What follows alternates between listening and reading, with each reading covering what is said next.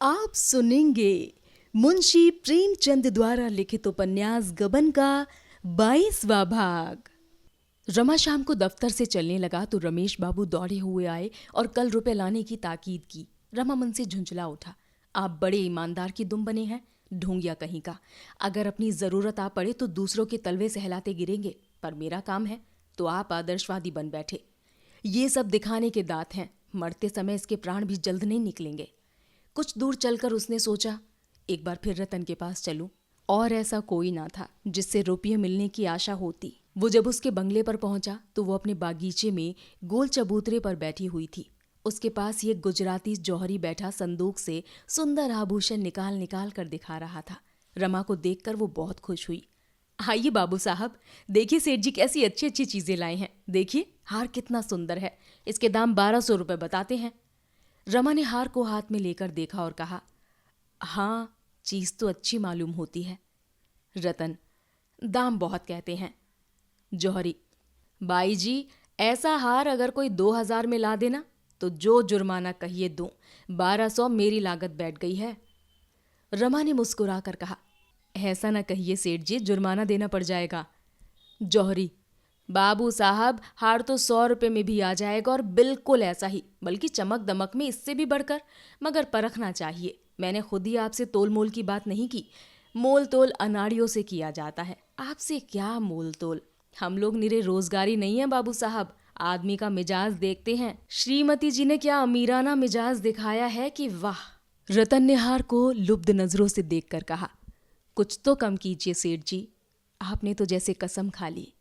जौहरी, कमी का नाम ना लीजिए हुजूर, ये चीज आपकी भेंट है। रतन, अच्छा अब एक बात बतला दीजिए, कम से कम इसका क्या लेंगे। जौहरी ने कुछ शुब्ध होकर कहा, 1200 रुपये और 12 कौड़ियां होंगी हुजूर। आपसे कसम खाकर कहता हूं इसी शहर में 1500 का बेचूंगा और आपसे कह जाऊंगा किसने लिया। ये कहते हुए जौहरी ने हार को रखने का केस निकाला। रतन को विश्वास हो गया ये कुछ कम ना करेगा। बालकों की भांति अधीर होकर बोली, आप तो ऐसे समेट लेते हैं कि हार को नजर लग जाएगी।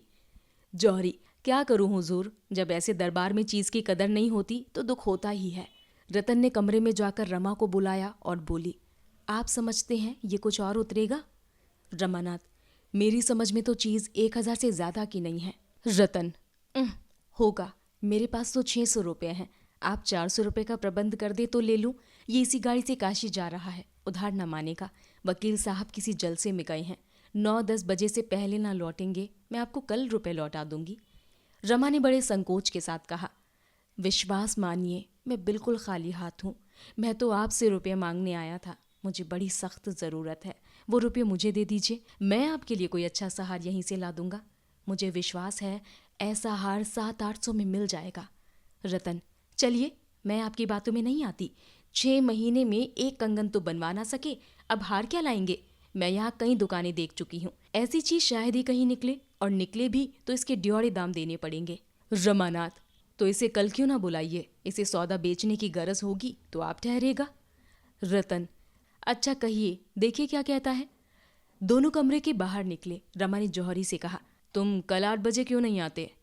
जौहरी, नहीं हुजूर, कल काशी में 2-4 बड़े रईसों से मिलना है, आज के ना जाने की बड़ी हानि हो जाएगी। रतन, मेरे पास इस वक्त 600 रुपये हैं, आप हार दे जाइए, बाकी के रुपये काशी से लौट कर ले जाइएगा।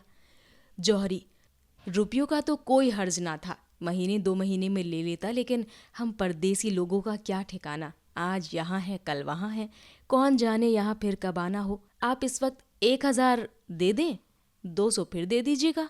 रमानाथ, तो सौदा ना होगा। जौहरी, इसका अख्तियार आपको है, मगर इतना कहे देता हूं कि ऐसा माल फिर ना पाइएगा। रमानाथ, रुपये होंगे तो माल बहुत मिल जाएगा। जौहरी, कभी कभी दाम रहने पर भी अच्छा माल नहीं मिलता। ये कहकर जौहरी ने फिर हार को केस में रखा और इस तरह संदूक समेटने लगा मानो वो एक क्षण भी ना रुकेगा। रतन का रोया रोया कान बना हुआ था, मानो कोई कैदी अपनी किस्मत का फैसला सुनने को खड़ा हो। उसके हृदय की सारी ममता, ममता का सारा अनुराग, अनुराग की सारी अधीरता, उत्कंठा और चेष्टा उसी हार पर केंद्रित हो रही थी। मानो उसके प्राण उसी हार के दानों में जा छिपे थे, मानो उसके जन्म जन्मांतरों की संचित अभिलाषा उसी हार पर मंडरा रही थी। जौहरी को संदूक बंद करते देखकर वो जल विहीन मछली की भांति तड़पने लगी। कभी वो संदूक खोलती, कभी वो दराज खोलती, पर रुपये कहीं ना मिले। सहसा मोटर की आवाज सुनकर रतन ने फाटक की ओर देखा। वकील साहब चले आ रहे थे। वकील साहब ने मोटर बरामदे के सामने रोक दी और चबूतरे की तरफ चले। रतन ने चबूतरे के नीचे उतरकर कहा, आप तो 9 बजे आने को कह गए थे। वकील, वहां काम ही पूरा ना हुआ, बैठकर क्या करता। कोई दिल से तो काम करना नहीं चाहता, सब मुफ्त में नाम कमाना चाहते हैं। ये क्या कोई जौहरी है? जौहरी ने उठकर सलाम किया। वकील साहब रतन से बोले, क्यों, तुमने कोई चीज पसंद की? रतन, हाँ, एक हार पसंद किया है, 1200 रुपये मांगते हैं। वकील, बस, और कोई चीज पसंद करो, तुम्हारे पास सिर की कोई अच्छी चीज नहीं है। रतन, इस वक्त मैं यही हार लूंगी, आजकल सिर की चीजें कौन पहनता है।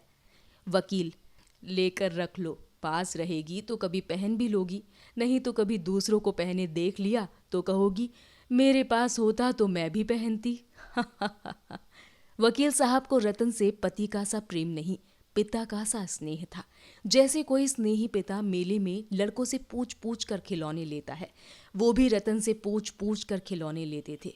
उसके कहने भर की देर थी। उनके पास उसे प्रसन्न करने के लिए धन के सिवा और चीज ही क्या थी। उन्हें अपने जीवन में एक आधार की जरूरत थी, सदेह आधार की, जिसके सहारे वो इस जीर्ण दशा में भी जीवन संग्राम में खड़े रह सके।